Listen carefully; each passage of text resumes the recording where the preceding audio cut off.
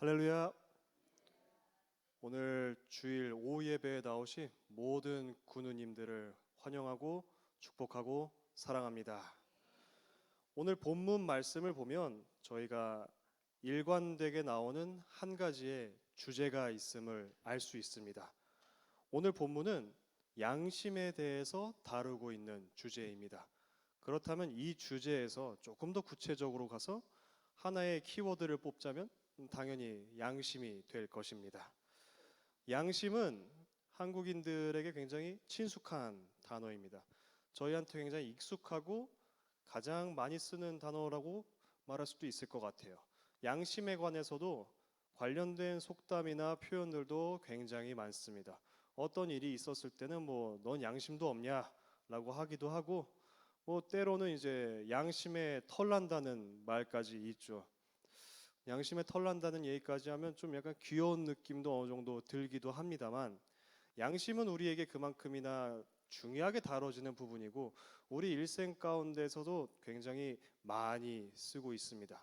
그렇다면 오늘 얘기해 볼 것은 이 본문에 나오는 양심이 우리가 평소에 사용하고 있는 그 양심과 과연 같은 단어인가로 이제 출발을 해봐야 될 것 같습니다.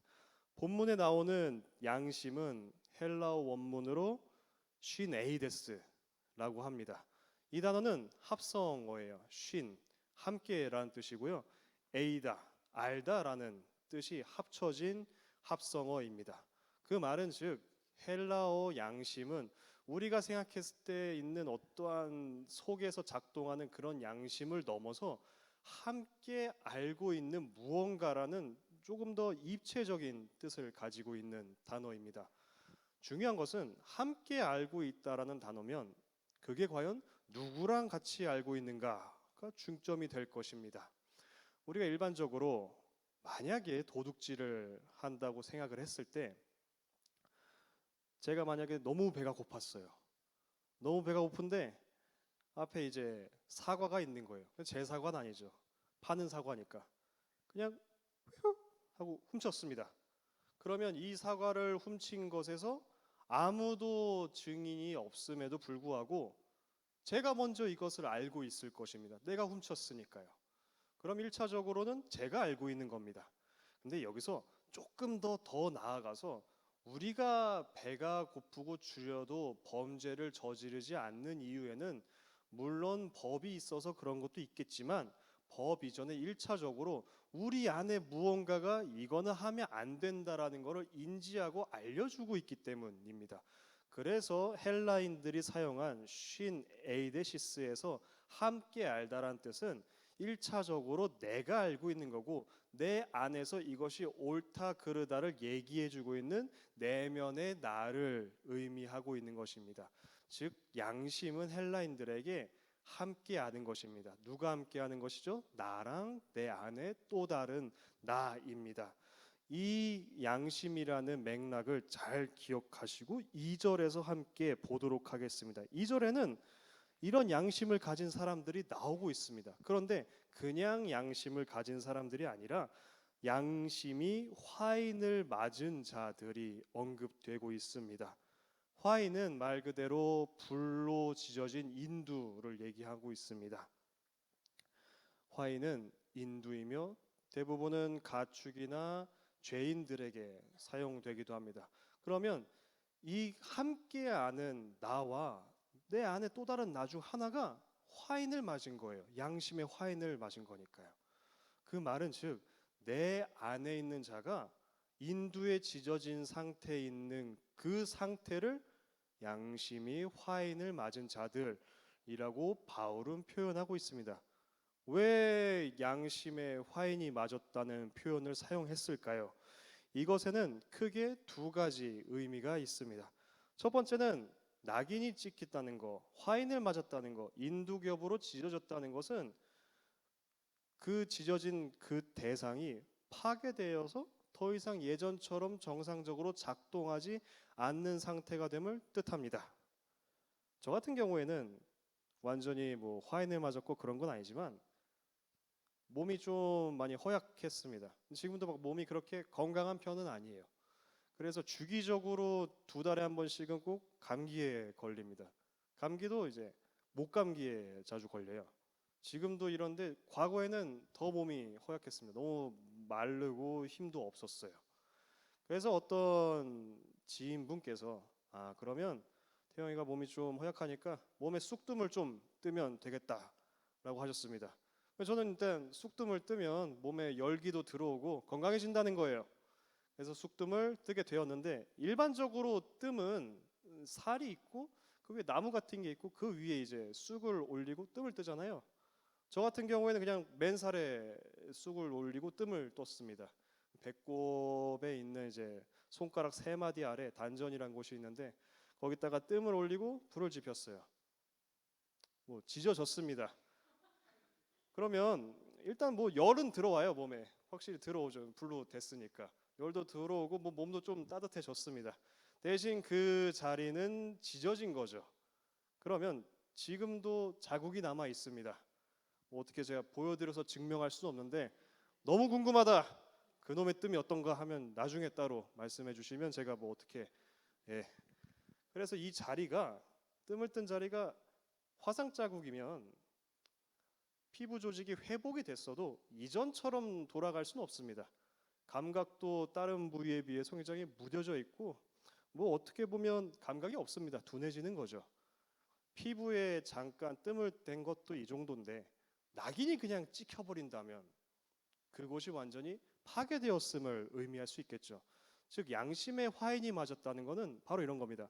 내 안에 있는 또 다른 내가 지져지고 문드러져서 완전히 파괴돼서 예전처럼 더 이상 역할을 할 수 없을 정도로 재기불능이 됐다는 소리입니다. 그러면 결국에 시나이데스 함께 알다 해서 함께가 할 수 없게 되는 것입니다. 내면의 내가 간단하게 말하면 죽은 거예요. 다른 뜻은 이런 게 있을 겁니다. 낙인이 보통 어느 경우에 찍힐까요? 뭐 1차적으로는 가축들한테 예전에 찍었을 것입니다. 소나 말 등에 찍었겠죠. 그것은 간단하게는 소유권에 대한 증명이었습니다. 이 가축은 내 거다 했을 때 낙인을 찍었어요. 또 다른 경우에는 죄인들에게 낙인을 찍었습니다. 지금처럼 행정 절차가 딱 잡혀지지 않는 상태에서는 누가 범죄자고 누가 일반 사람인지 우리가 알 도리가 없지 않습니까? 그러면 옛날 사람들 입장에서는 티가 나야 돼요. 눈에 보여야 됩니다. 가시적으로 이 사람이 어떤 죄를 저질렀고 이 사람의 과거가 어땠다라는 것을 증명을 했어야 됐습니다. 그래서 낙인을 찍기도 하고 구멍을 뚫기도 하고 문신을 새기기도 했습니다. 이거는 굉장히 야만적이라고 생각할 수도 있지만 가장 직관적이고 전통적인 방법입니다. 완전히 같은 맥락은 아니지만 창세기에서도 가인이 동생을 살해했을 때 존속 살해잖아요. 하나님께서 결국에 가인한테 표를 심어가지고 모든 사람들이 알게 했습니다. 이거는 굉장히 클래식한 방법인 거죠. 이런 경우에 죄인들에게 낙인을 찍어서 이 사람이 죄인임을 알게 되는 것입니다. 뭐 다른 경우에는 마지막에는 낙인이 어떤 경우에 찍힐까요? 노예들한테 찍힙니다. 그것은 가축이랑 마찬가지로 주인이 있고 소유권을 증명하기 위해서 노예들에게 낙인을 찍었습니다. 뭐 칼로 그어서 증명을 하기도 했고 뭐 귀를 뚫기도 했지만 낙인을 찍는 것이 가장 보편적인 방법이었습니다. 인류 역사 동안 계속 그래 왔어요. 그 말은 즉 내 양심에 화인을 맞고 낙인이 찍혔다는 것은 내 양심이 내 안에 있는 또 다른 내가 더 이상 내 거가 아니라 무언가의 노예가 되었음을 의미합니다. 무언가의 종속이 됐고 여기에 누군가가 소유를 하고 있다는 것입니다. 불로 지져서 나를 죽이고 그 자리에 다른 주인이 생겼다는 것은 어떤 것을 의미하게 될까요? 이것에 대해 본문 1절에 이렇게 얘기를 하고 있습니다. 후일에 어떤 사람들이 믿음에 떠나 미혹하는 영과 귀신의 가르침을 따르리라 하셨으니 믿음에서 떠난 사람들, 즉 양심의 화인을 맞은 사람들은 미혹하는 영과 귀신들의 가르침을 배우고 전파하는 사람들입니다. 미혹하는 영이 어떤 영일까요? 사탄을 얘기하는 것이죠. 사탄에게 종속되어 그의 노예가 돼서 내가 지금 그의 가르침을 받고 그의 가르침을 전파되는 상태가 되었음을 얘기하고 있는 것입니다. 근데 성경은 이 표현을 재밌게 하고 있어요. 그냥 낙인이 찍혔다고 설명하지 않고 앞에 믿음에서 떠난 사람들이라고 나옵니다. 이 말을 거꾸로 뒤집어 보면 이 사람들은 원래 믿음을 갖고 있었던 사람들이란 소리입니다. 믿음을 갖고 있는데 내가 믿음이 떠나면 그 떠나서 빈 자리에 다른 주인이 생긴다는 것을 의미합니다. 그리고 그 주인에게 거짓된 가르침을 받고 그 거짓된 가르침을 교회에 설파하는데 정말 무서운 것은 자기가 지금 거짓된 가르침을 받고 있는지 아닌지 구별을 못한 상태가 된 것입니다. 왜냐? 또 다른 내가 죽었기 때문입니다. 그런 사람들이 한 명, 두 명, 세 명, 네 명 생기게 되면 그것은 결국에 교회 공동체를 파괴하게 되는 것이고 병들게 하는 것이고 분열하게 되는 것입니다. 이것은 큰 위기이죠. 이것을 우리가 어떻게 표현할까요? 사탄이 역사했다라고 의미합니다. 분열하는 영은 이렇게 역사를 하고 있는 것입니다. 그런 사람들은 3절에서 이런 가르침을 줍니다. 혼인을 금하고 어떤 음식물은 먹지 말라고 가르치고 있습니다. 이것에 대해서 깊게 한번 얘기를 해봐야 될 것입니다. 사탄의 가르침을 따르는 양심에 화인 맞은 자들이 이렇게 가르치고 있는 거예요. 어떤 음식들은 먹지 말라라고 하는 것입니다.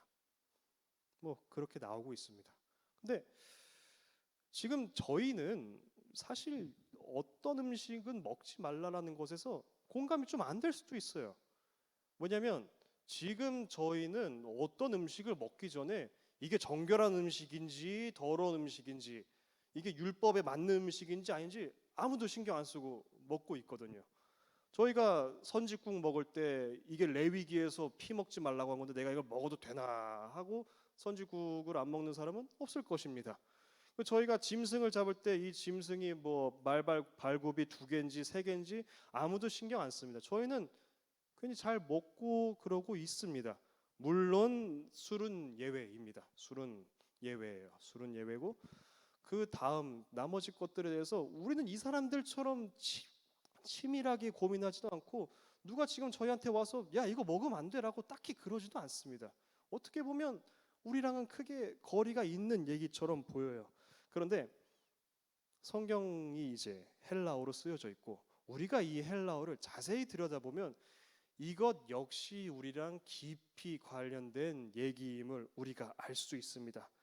3절에 나오는 어떤 음식들에서 이 음식들은 헬라어로 브로마라고 합니다. 브로마라는 단어는 1차적으로는 낀이라는 단어입니다. 우리가 알고 있는 그런 음식들을 브로마라고 불러요. 그런데 성경 모든 곳에서 음식들을 브로마라고 하지는 않습니다. 브로마가 사용되는 용례는 물론 1차적으로는 음식이지만 조금 더 깊은 뜻을 지니고 있습니다. 예를 들어서 고린도전서 10장 3절에는 신령한 음식이라는 단어가 나옵니다. 이것도 브로마라고 해요. 이 신령한 음식은 만나를 뜻합니다. 일반적인 음식이 아니라 하나님께서 특별히 우리한테 주시는 자비의 상징을 브로마라고도 합니다. 그리고 보다 노골적으로 음식이 아닌 다른 뜻으로 얘기할 때는 요한복음 4장 34절이 있을 것입니다. 4장 34절을 제가 봉독해 드리겠습니다. 예수께서 이르시되 나의 양식은 나를 보내신 이의 뜻을 해하며 그 일을 온전히 이루는 것이다 라고 나옵니다. 나의 양식은 내 브로마는 그냥 먹는 게 아니라 나를 보내신 하나님의 뜻을 의미하는 거야. 그 일을 이루려는 의지를 얘기하는 거야. 그러니까 브로마는 그냥 음식은 먹는 것을 넘어서 결과적으로는 깊게 생각하면 예수님의 행동, 하나님의 뜻, 하나님의 의지들이 모든 것이 종합적으로 포함된 굉장히 영적이고 깊은 단어임을 우리가 알 수 있습니다.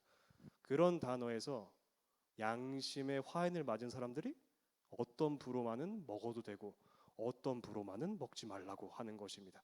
그 말이 우리한테 적용되면 어떻게 되는 것일까요? 우리가 양심이 믿음이 일어서 화인을 맞게 되면 우리는 어떤 브로마들은 먹고 싶어지고 어떤 브로마들은 먹기 싫어지는 이른바 우리가 판단하에 취사 선택을 하게 되는 것입니다. 그것은 단순히 음식만을 얘기하는 것이 아닙니다. 이것은 예수님의 뜻을 우리가 취사 선택할 수 있게 된다는 얘기입니다.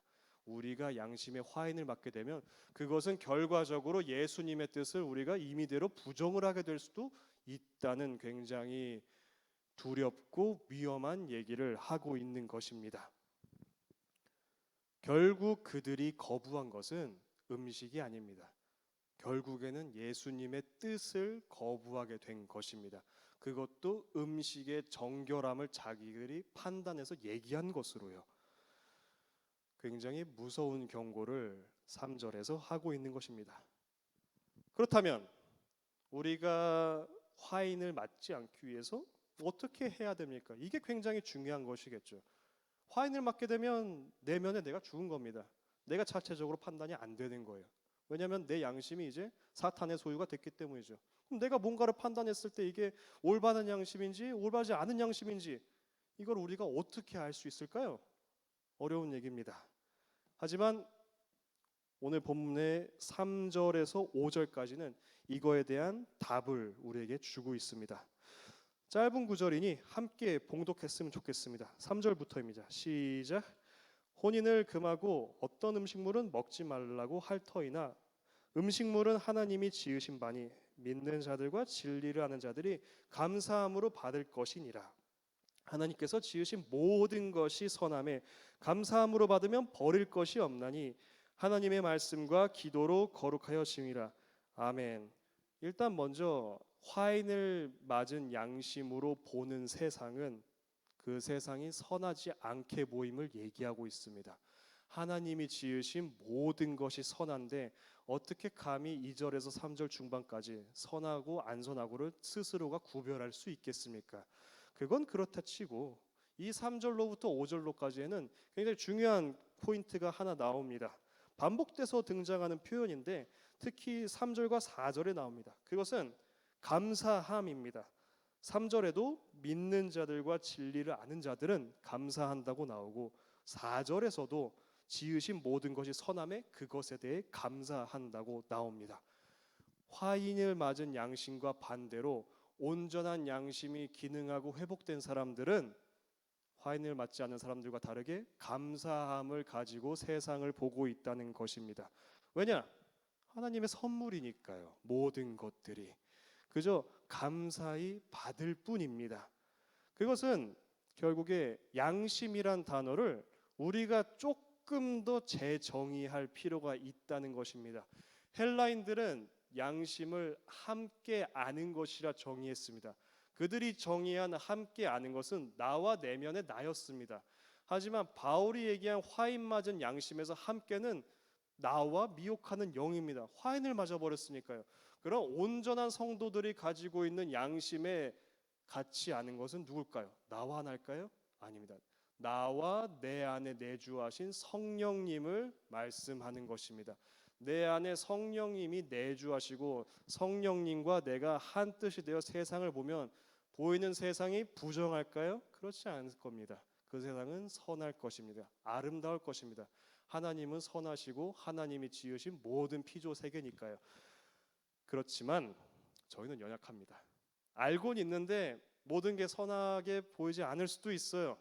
왜냐하면 각자가 지음받은 바가 다 다르고 각자가 갖고 있는 고통의 역치가 다르고 각자가 갖고 있는 살아온 환경과 고난과 모든 게 다 다르기 때문입니다. 어떻게 보면 굉장히 어려운 것을 요구하고 있는 것입니다. 중요한 것은 우리의 감사함이 그냥 마음속에서 우러러 나올 수도 있지만 때로는 감사함을 너무 꺼내고 싶은데 도저히 그런 상황이 안 돼 있을 수도 있습니다. 내 몸이 너무나도 아플 때, 정신이 너무나도 피곤하고 연약해질 때 성경에서는 늘 감사하라고 나오지만 어쩔 수 없습니다. 감사함이 안 나올 수도 있어요. 그럴 때는 어떻게 해야 될까요? 그저 인내할 수도 있겠죠. 그저 뭔가를 기대할 수도 있겠죠.